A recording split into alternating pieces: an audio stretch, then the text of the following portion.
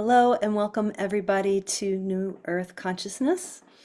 Tania here with Morgan Rich. He's an author, speaker, a coach, and today we're going to dive into the work that he does with young men. And so I'm super excited. His website is very easy, morganrich.com. He has a free resource available there. It's morganrich.com/courage. And just before getting on here, we were kind of talking about, well, first of all, sorry, welcome, Morgan. Thank Thank you you. for Really being nice to here. be here. Yeah, no, great. I love it. Just dive Yeah, right in. It's great. yeah, yeah. Thank you. Really nice to be here. So before we got on, we were kind of, touching in, okay, well, what's the entry point? And why not just fully go there? And that is what we're seeing right now, all over the place is the Epstein files, that whole thing, I don't call it an underbelly, just being revealed. You were sharing with me. I don't watch the Super Bowl, but you were Yeah. telling me that the ads were very disturbing. I mean, I find a lot of the last time I saw the Super Bowl, I think it was a halftime show, it was disturbing. Like, it's just like, Yeah. so yeah. What do you want to say about all of that? I mean, I feel like the Epstein files, particularly, it's such an extreme that I think most of Mhm. us can't really comprehend. Yeah, I mean, I've been sitting in a lot of deep meditation, trying to understand and what's going on there, and how can somebody be that far away from themselves that they can treat other human beings as objects, as just inhumane, and how far, and these are people who are really, really wealthy, really quote unquote successful. They Mm-hmm. are in many ways the pillars, are leaders. They're pillars of, Deepak Chopra, um, Bill Gates, Mm-hmm. just all of these, and it's not about like, what side you're on. This is our problem. Like, this is ours, that we are all culpable of this. And what's happening, what is it that is happening in our culture that has people this far removed from themselves, from being connected to what matters, to knowing to knowing that there's a certain way that we get to be human, that is about love and connection and beauty and all the things that are meaningful, and the ups and downs of life, like the biggest challenges of life. Yeah. That people who seemingly are the models are that far away from themselves is, to me, incredibly telling, and something we have to really, really look at. Contrasted with, when we spoke previously before today, you shared about your son who lost Mm-hmm. his dad when he was 15. Mm-hmm. I lost my dad when I was 18. Really hard moment of life, like really, really hard moment of life. Plunged into what is the meaning of all this, of wanting things to be different than they are, wanting to be able to go back and say, wait, like I don't want you to be gone. I want you, Yeah. I want you here. But something in me woke up, that we can talk about if we want, but like being able to hang Yeah. in that tension, in that loss, in that grief, in that sadness, to be able to be in there. What happened is that I got connected to all that's beautiful in the world. Like, what opened up in me was this, oh, this is what life is supposed to be. Oh, wow. Hmm. And that to me is what we're here for.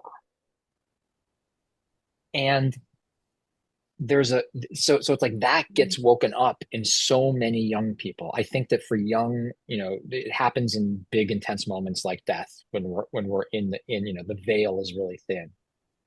But I also think a lot of it happens in a lot of neurodivergent people. I think it happens in a lot of young people who are they're closer, and they're connected to the that other world where we know, where we just know that we want to be and can be and are different than we are.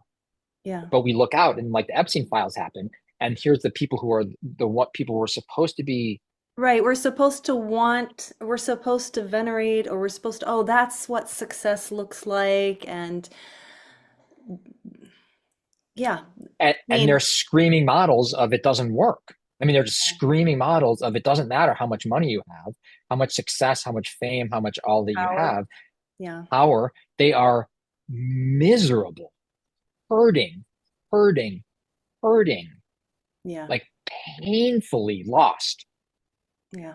That they would be able to do what they have, some of the, I haven't even read a lot of it, but whatever, that you Yeah. could do that to someone else in the world, objectify someone in that way and be that far away from what actually matters and how, like, what kindness and care is stunning. And like, if that's our model of success, we are really lost. And so you think about all these young people, like your Yeah. son, like me when I was that age, who are touching into something that's different, and then they look out in the world and they're like, What do I do? Yeah. what? And what do I do? Where do I go? Yeah. This is what this is what everyone is talking about and like what I'm supposed to be in the world. It's crazy. Like and I like whoa, what is wrong with what I think happens is what is wrong with me? Because no one is talking about the craziness of it, of the absolute stunning insanity of what's happening, of the betrayal of what we know to be the right way. Yeah. Yeah. It's deep. It runs It's really, crazy making. it runs really deep. I will share that I know my son, when he graduated from high school, he didn't want to go to college. He's like, why would I want to sign up for this? Like, I already saw the BS here. You Yeah. telling me I need to sign up for 4 more years of this? No, thank you. So Yeah. he didn't. So he took a 2 year gap and realized, like, oh, if I don't do that, then I have to like suck it up and go work at a Chick-fil-A or something. Like, okay, well, I guess I'll go sign up for that 4 year thing. And they say that's what, but he knows, he's like, I know it's so much BS. He tells me all the time. He's like, these classes, I mean, he's having some good conversations, but overall, like the amount of money, all everything. It's like Everything. everything. And there's genius, there's brilliance, right? I mean, that he's on it, right? Right. That's it, right? That's not wrong. That's not like he's not crazy. He's actually right on the nerve of it. On he's on it. Right. And there's this awakening in him that's going like, wait a second, Yeah. like wait, hold Right. on, But there what are we aren't, doing? right. The problem is though, there's no role model. There's no role model Correct. saying There you go. you've got it. Oh, And that's right, and as adults, can we say, or at least all I can say to him, I don't know, sweetie. Like, I don't right. know what the way Yep. through this is. Maybe it's not, I don't know. And so that's Yes. people, right? Totally. And so, and that, I mean, that defines my work. Because what happened is my dad dies when I'm 18. I'm in college. I'm right in the middle of all of that. There's all the nonsense all around me. I'm living inside of it. All the therapists and professors and guidance people that I go to are just like, can you just do what you're supposed to do and stop asking so many questions and stop like just conform. Totally. Yeah. And I was like, whoa, Yeah. what? Like Yeah. what? And I just couldn't. Thank God. I don't even believe in God, but like I couldn't do it. Yeah. I just was like, there's something in me that just is like, and it sounds like this is like your son to some extent, where there's a brilliance in it, and it's like, no. And so now we look at all of the depression, all of the anxiety, all of the stuff happening to young men these days. And I'm telling you that what's happening in a lot of them is they're right on this. They see all the BS of the culture. They Yeah. know it in their heart. They know it in their bones. They know it in like there's part of them that knows it and there aren't role models and there aren't the like that's what we're doing here is illuminating these pathways forward. That's what my book is about. That's what my work is about. That is it because I needed me. Like I needed the role models, the adult men to say, here you go. Like let's cultivate, let's dig into the brilliance that he's feeling.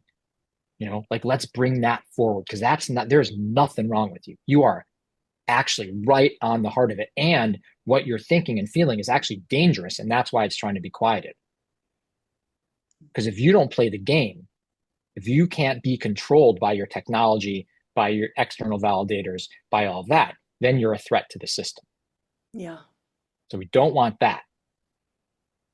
But that's actually, of course, now exactly what we need is the more of us who gather together in sanctuary. I call us the fugitives seeking sanctuary.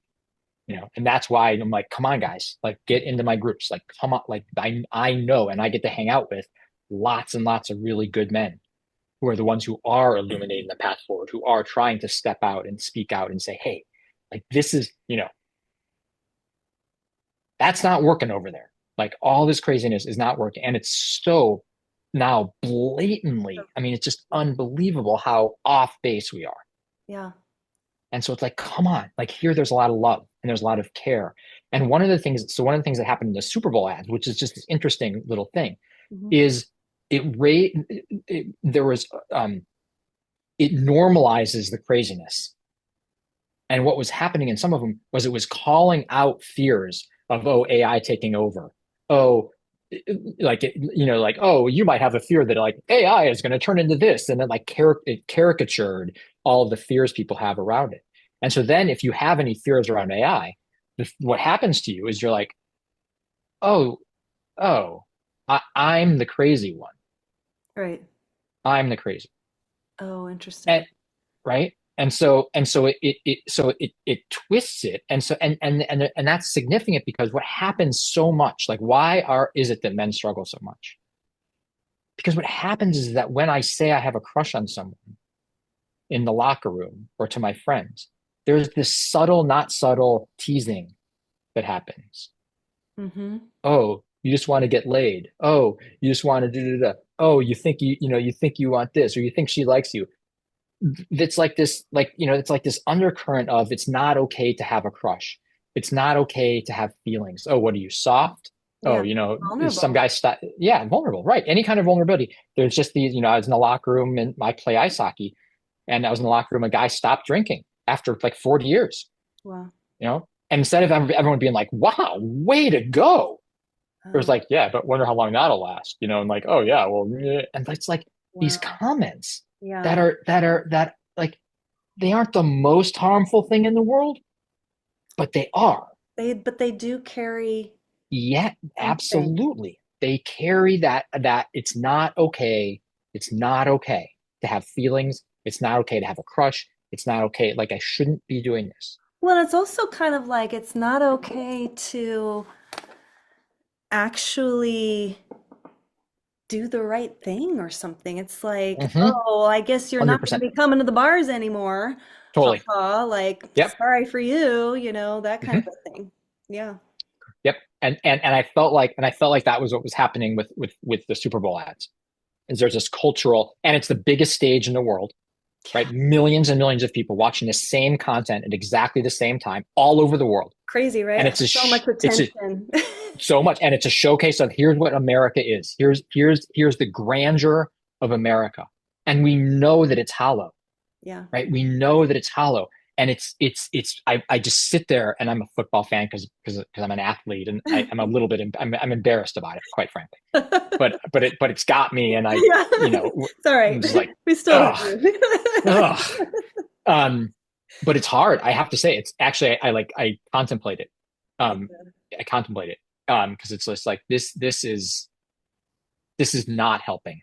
This is creating an image of America that it's all great and grand and then we're all happy and we're all doing well and just trust technology and everything is going to be great. And you have Yeah. all these different stars, all kinds of different movie stars in the ads who are people like who we sort of revere and trust, like they've got our back. And I'm just like, God, how on earth could you possibly do that ad? How in the world could you be representing this? I'm stunned. I'm not a big movie guy, or just like I couldn't do it. I don't know how. I don't know how you. It's amazing to me. Yeah. And so it's that teasing. It's that what you feel, how you are isn't okay. And it's really yeah, it's almost like Mm. I feel that for some men who are super sensitive, like I just am recalling a friend of mine who her son, beautiful young man, had a total he had some kind of a psychic break. And I really Yeah, do think that that is something that there's my feeling is, and we didn't talk too much about it, but my feeling is, when you have someone that's as sensitive as that, and they're being presented this world like this is it. yep, This is what you have to fit into. yep, And then it's like the nervous system yep, cannot freaking yep, handle it. yep, And then you have a total, total.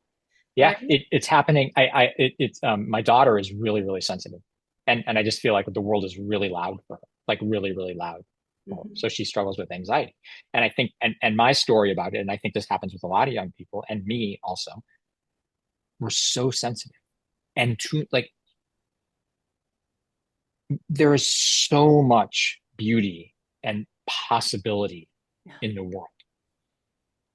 There is so like people have skills and abilities beyond what we can imagine. Like you're tuned into some of this stuff. Mhm. When you had your Kundalini awakening and you connected to all the different people, like there Yeah. are people. And when I was writing my book and talking about my book around the country, the invitation beyond, it's like the invitation beyond the surface level, beyond the bullshit, like into actually the big stuff.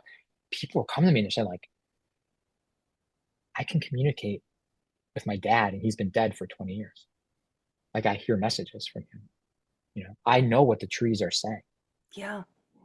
I can hear and feel what's happening with the water. You know, Yeah. I Yeah. can like remarkable connection, like connections that are beyond what we can imagine. And we all have these gifts. Like it's not just some of 100%. us. Right. You don't have to be special. It's all I mean, you It's hit it where it's like the beauty and the amazement and the possibility is actually within us yes, and in our connection with each other. yes. And so these kids, neurodivergence, you Yeah. know, my daughter, my son, they are tuned in to all these beautiful frequencies. But no one's talking about them. They aren't normal. You don't go to school and Mhm. have anybody talk about anything about like this kind of conversation at all. No, you can't. You At all. can't have those You can't. conversations. No, But this, no one, yeah, you'll be called crazy. Yeah. totally. And worse, you'll be like, it's like the witch hunts. Yeah. But to me, that's the pathway through all the craziness. And so Mhm. the reason I think so many young people are struggling, I mean, because they're on their phones and because we've created a whole culture that is Yeah. insanely difficult to overcome any kind of discomfort because we have so many avenues to numb and escape. But but beyond that, there's this that they're sensing something that they can't quite understand, but that is there and is in their world loud. Like they get all this input. They know, like the Epstein files are so disturbing that for someone who is sensitive at all, it is just crushing. Mm. Like, how can we treat people? Like, how is that possible Yeah. that kind of stuff is happening? How is it? And I mean, it's unbelievable. Yeah. And so helping them feel seen. I love the idea of, in the old wisdom, in the old native cultures, Hmm. that the role of the elders, one of the roles of the elders would be to sit and watch the young people play. They would just sit and they would watch and go like, oh, look at him. He climbs that tree in a way that is really interesting. Oh, he's playing in that water. Oh, she's actually doing something and connecting and listening in a way that's really unique. Let's have her talk to, Auntie Mary Mm. because there's something there that they're going to be able to connect with. Oh, that person, they're really like, they're cooking in a really interesting way. Let's have them go spend time with the chefs. And they would notice all of those beautiful skills, abilities, talents that we were just talking about. They would be able to see past the veil because they're close to, they're the elders and their the veil's thin Mm. for them also. Yeah. And they would then match up the young people with the person in the community who could help cultivate that particular skill, whatever it was. Right. And in that way, you feel a sense of belonging and you feel a sense of care and you feel a sense of capability and you are matched with someone who can help bring out that magical thing that's in you. And you don't ever sense like that I'm broken or there's something wrong or I should have to be quiet about this or I should be ashamed of this thing or I can't talk about this thing or if I say it, I'm going to get teased. Mm. It's the opposite. And that's what happens actually in my men's groups Mm. is not only is there an absence of all the teasing and all the nonsense, right? We actually then acknowledge you for having a crush. Like, wow, thank you for bringing that. That is so beautiful. Mm. What are you going to say to her? Mm. What if you said this to her? Yeah. Can you like, how did it go? Yeah. And that creates a whole different vibrational energy in the world when we're actually seen and feel a sense of belonging and are able to bring our brilliant uniqueness alive. Yeah. Yeah. There's just my mind went to when you talked about like, oh, I have this crush. There's I've noticed that there's a real sexuality with young people nowadays is so different than when I was growing up or you were growing up, right?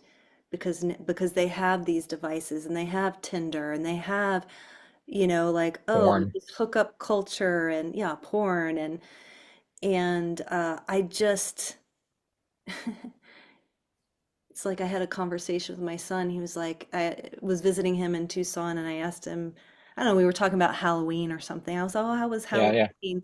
He's like, I never saw so much skin in all my life. All the girls are half naked. Like, there's just this objectification, like, that's happening that young people are falling into.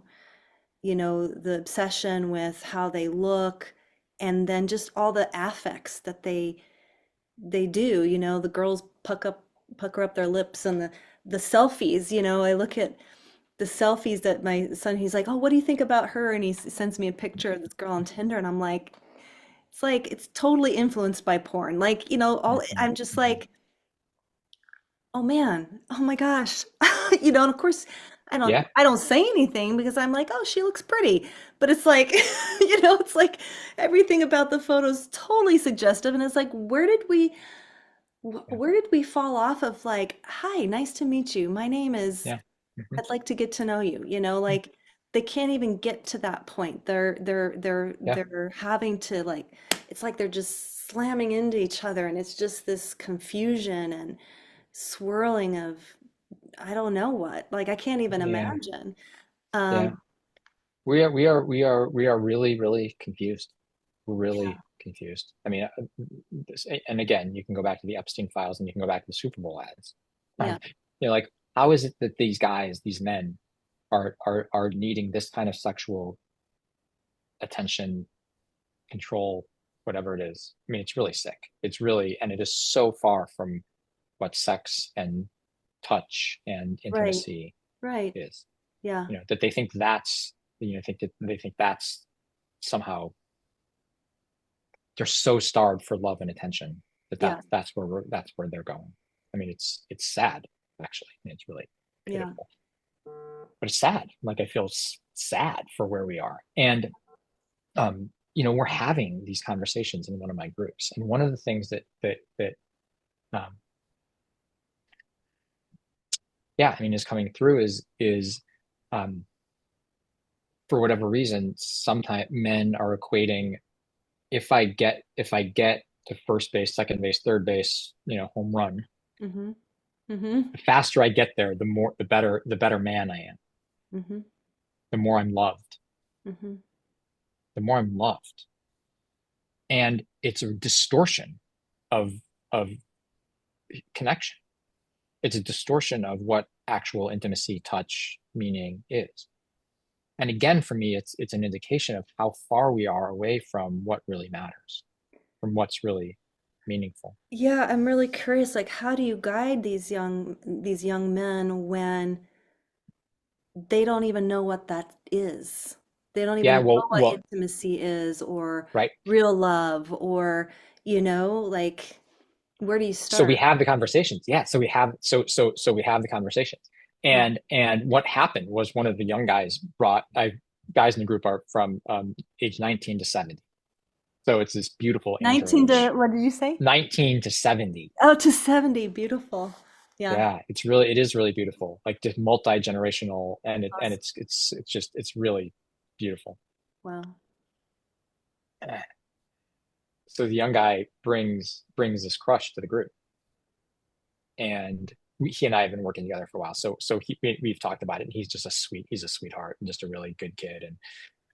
Um and he's like, well, I really like her, and I've liked her for a long time, and I'm afraid to say it. And I'm like, oh God, that's so beautiful, like, and please, like, slow down and enjoy the discomfort of it.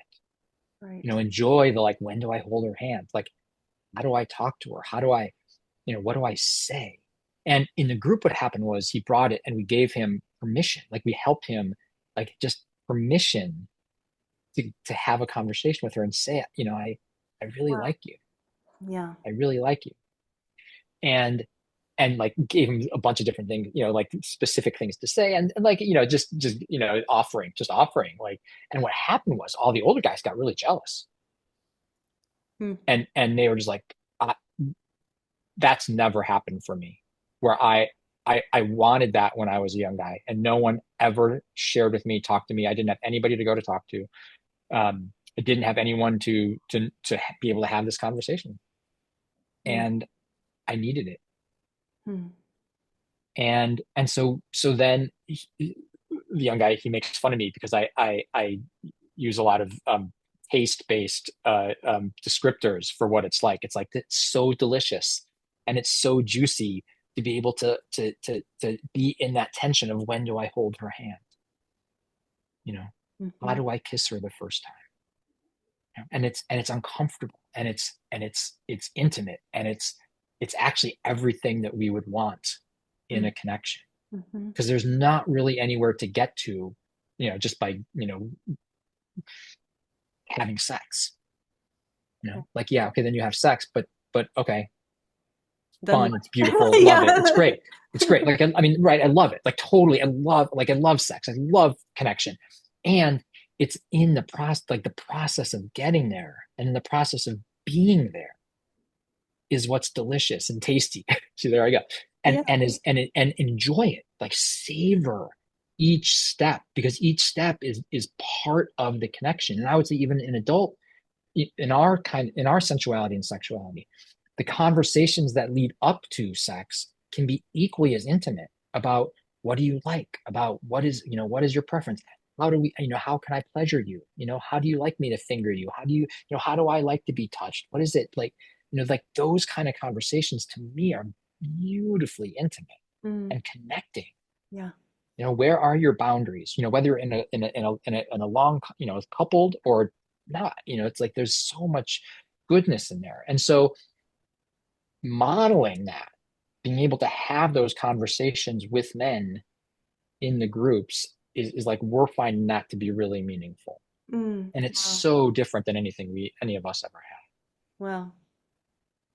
I wanna, yeah, that's really beautiful. I remember when we were talking before, I brought up this idea or this, it was something that I had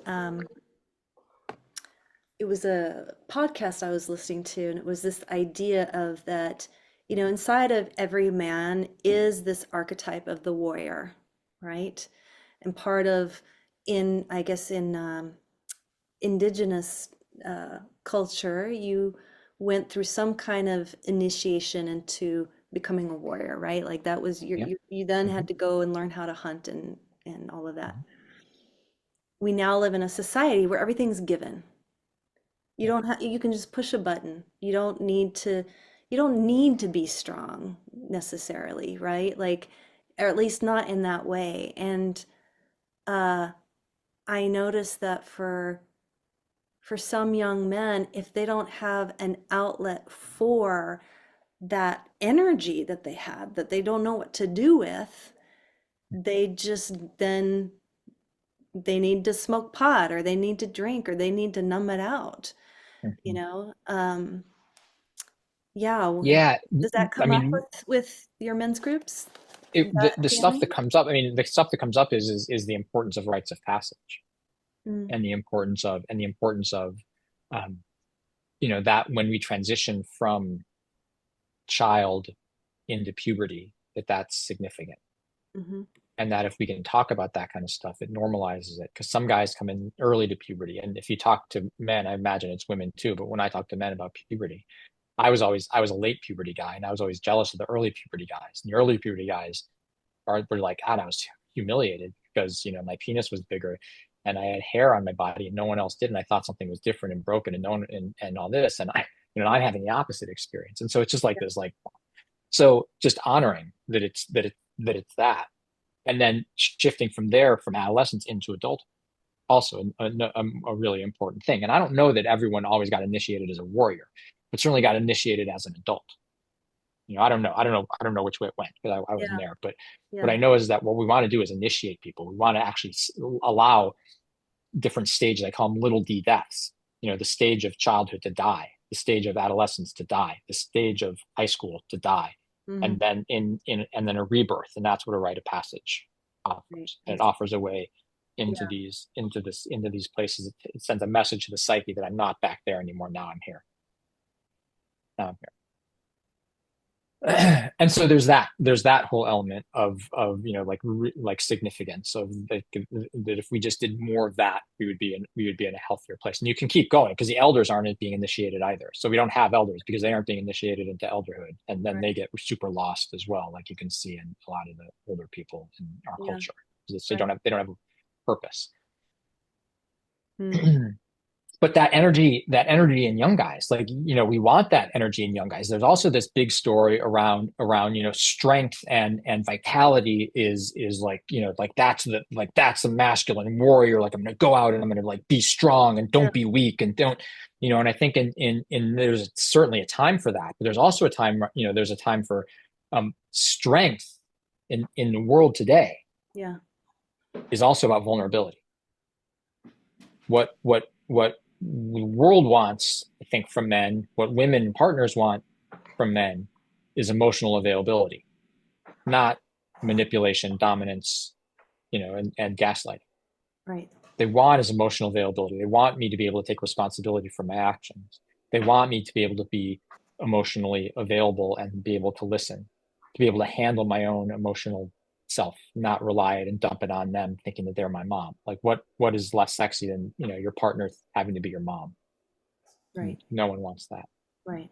It's this place of stepping into that strength and bringing that strength and that ferocity and that care forward, and stepping, I would just say, like, towards action, towards protecting, Mm. towards into those masculine strong places, Yeah. but not as a hard-headed, non-emotional, Right. but as a really present, I think, like samurai warrior, Yeah. who were Doing devoted. the right thing or something. Yeah. Yeah, This sense. yeah. Yeah. That's right. And that's another piece of the whole thing, which is to say that like, going to war these days doesn't make you a warrior. I mean, it makes you a soldier or a Right. fighter, Right. maybe, but it does not make you a warrior. Because Hmm. I think a lot of them would say that the wars that we're fighting, we know that they aren't for what matters. Right. Of course. Right. Of They're course. for power and Right. gas and money and Making all them, that kind of. making people, other people rich, Correct. basically. Exactly. And so, like, that's not, there's not honor in that. I mean, again, deep bow to those in service, like, for Yeah. sure. And I think that a lot of them would say that the samurai warrior who is devoted to I would say that thing that we talked about earlier, the good in the world, that connection to heart and love and everything, that, like, presence like that level of connection, like that's worth fighting for. Like I will die for that Sure. Yeah. honorably, Yeah. honorably, with integrity and with presence, and I want to fight for that. And I think young people would say, I'll fight for that, Yeah. but I don't see where the fight is. Yeah, that's the problem. They don't know where the fight is. And I want to just say that I love that you you create these groups for men because what I notice as a woman, finding women's circles is so easy. Women have that figured out. Yeah. And there's been this, I don't know where in the timeline of our history or culture where that disappeared for men because it's, at least in my community, there's like 4 or 5 women's circles that are going around and maybe just one men's circle, for example. Yeah. Or Mhm. even like I notice, if I'm hosting a healing workshop series or, teaching Reiki or anything like that, it's always the women that are showing up and not the men. Mhm. Although it was very recently, I had one workshop where it was mostly men. I was like, whoa, what just happened here? It's amazing. I That's was like, great. wow, I feel so honored. Oh my God, you know? Yeah, yeah. Yeah, so hopefully it's something is there's a shift that's happening. There is, and again, like I mean, my groups are online. I mean, I'd like to do in-person groups, and Yeah, I'm going to start some here in Portland. But the online ones are nice because you can yeah, be anywhere, and sure. they're Tuesday nights. I have openings in a 6 o'clock group and a 8 o'clock group in on Tuesday nights, and uh yeah, it's there's the way that I say it all the time is when I am in a men's circle, and out here in the Pacific Northwest, there's lot more and more openings, more and more possibilities, grief circles, grief gatherings, workshops, Hmm. lots of men's work going, um, and which is really beautiful. And so there's more, and I like to say, I want y'all to know these men. I see. Yeah, it's very emotional for me because they're like such beautiful. I like think of all the guys that I've encountered in the rooms that I have, Yeah. and guys who have been in prison, guys who have been in war, guys who have been Wow. in gangs, who have killed people, who have done really hard things, and they are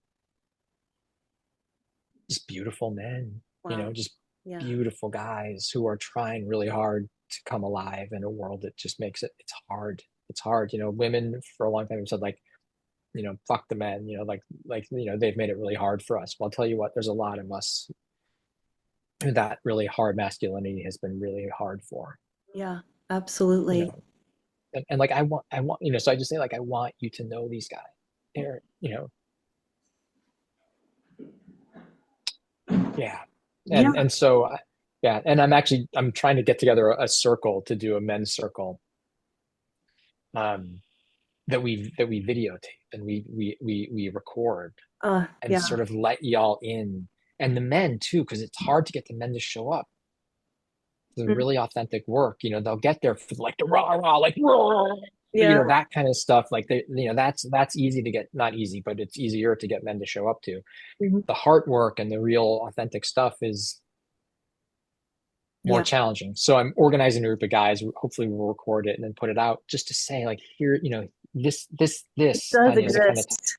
Yeah. it exists. And this is the kind of stuff we talk about. We talk about sex. We talk about intimacy. We talk about that beautiful place of like, how do we connect with each other and our lovers and ourselves, and really do this, like be the men that we know ourselves to be.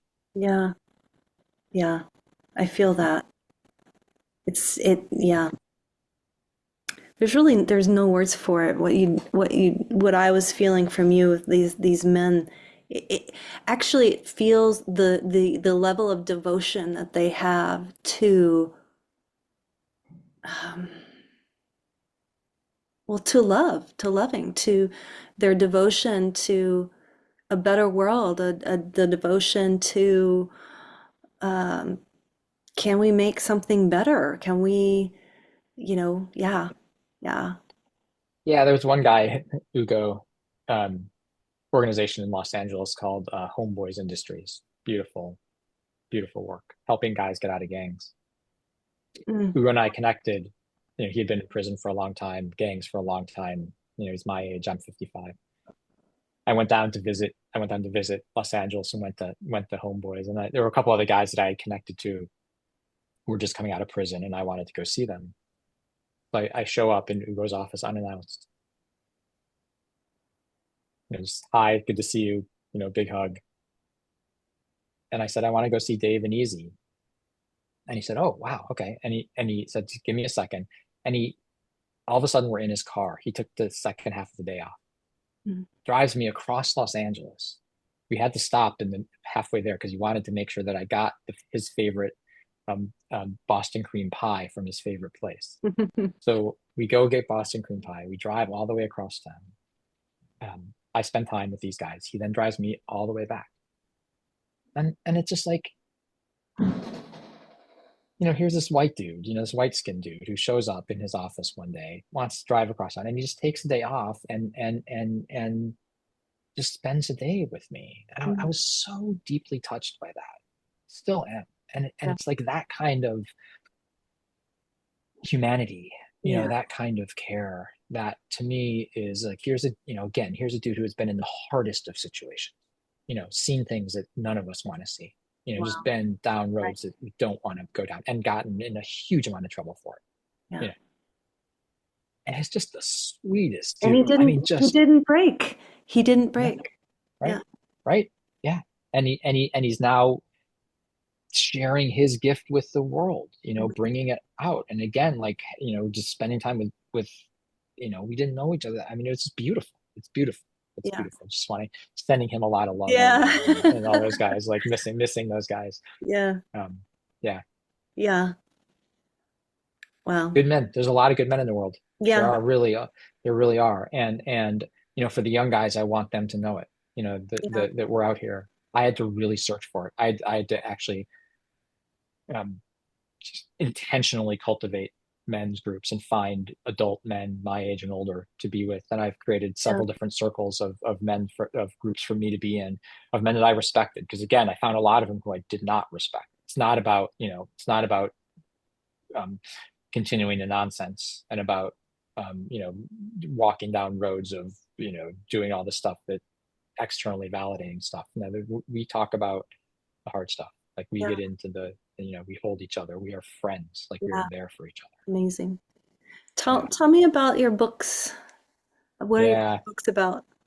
Yeah. Launch Your Life was a book that came through many, many years ago. And the idea that the idea is to launch your life. And the concept of it is when you know yourself and you trust yourself, when you really know yourself and you trust yourself, like that's the foundation of everything.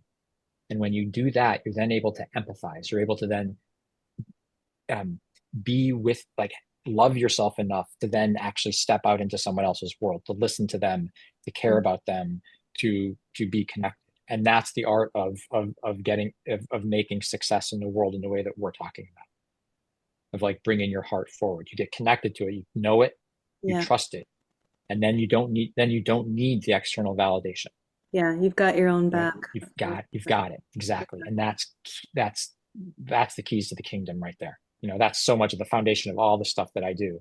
Coaching, group work, couples work is about get home with self. Mm, Really get home with self, and then once you're there, then you have the foundation to move out. mm. So that's Launch Your Life.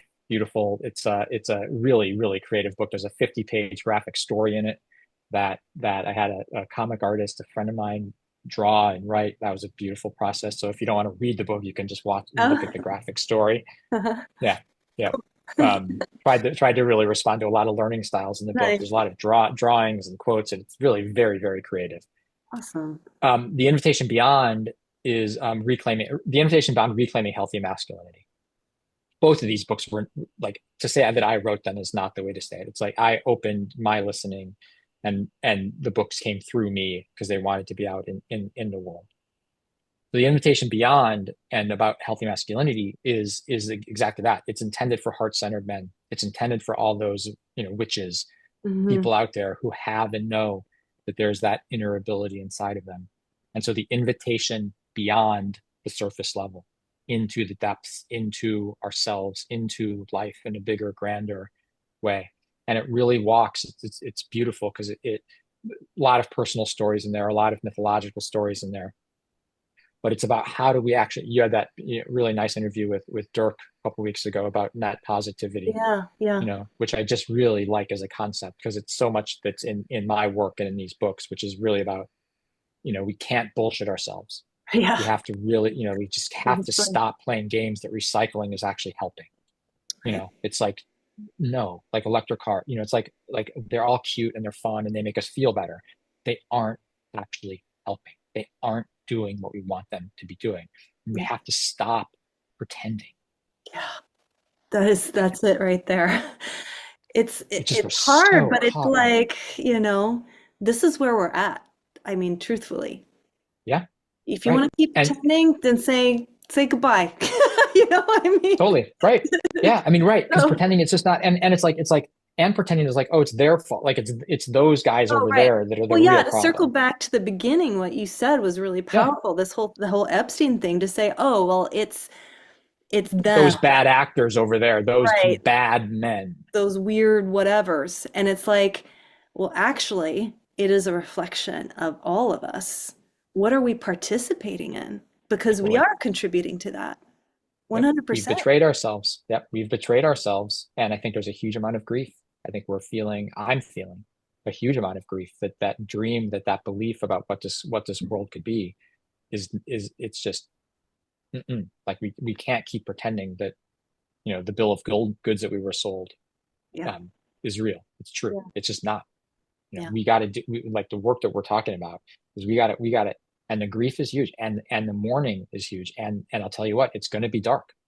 Yeah. It's because like after my dad died, those years of being in the dark, of being in the pain, like we're already feeling it. People losing jobs, people dying, people Yeah. we know dying, people suffering, huge amount of injustice, complete, stunning, utter, unbelievable inhumanity happening Yeah. all over the place. Everybody is a victim. Yeah. There are victims everywhere around. You think the ICE agents are like the bad actors? They are victims of the system just as Oh, much as all of us. yeah. Absolutely. How horrible must it be? And that, like, just to feel that, it's like, oh my God. So we got to get to the like dose of reality, of really wake up to all this stuff. And it requires discomfort. It requires being able to be in the adversity, to be right in that place. And so the invitation beyond is it walks right into that space, Yeah. like Plato's allegory of the cave. We're released prisoners. We're like, we finally realize that the shadows in the wall aren't real, in Plato's allegory. And we turn around and we see reality, and it's like, oh God, oh, Let like, me can I just just go crawl back? back Can to I just my want to go cave. back to my whole, my, Yeah. yeah. Can we Yeah. just keep pretending? Because it's way more convenient. And we know this, right? Yeah. You ask, like, why do addicts keep being addicts? Why do we keep behaving in ways we know don't make any sense? People do it all the time. And it's because it's familiar, Yeah. and it's convenient. And so the invitation beyond is a place like, how do we really cultivate discomfort? How do we really get into a place where we can, in all of our social media, all of our phones, it pulls us towards this numbing, and instant reaction and the polarities of they're bad, I'm good, I'm right, they're wrong. Yep. And it pulls us, and so our nervous system is totally jacked and can't handle the nuance of difficulty. Yeah.